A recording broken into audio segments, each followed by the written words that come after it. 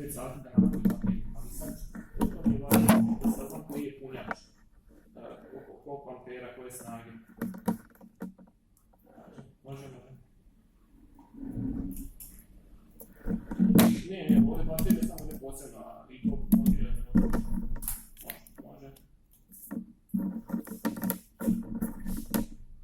Punjač dolazi uz papir.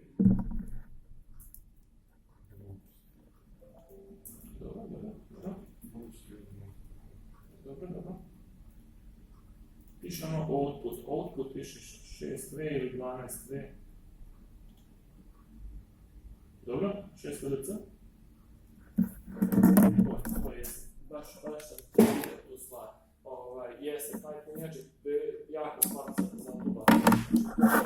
To mora biti jedino ona sedmica, 12V7, koja je ista ta dužina, ali je duže 3,5 sati. To najveće koja je mirno govorite. Sve za tako nešto.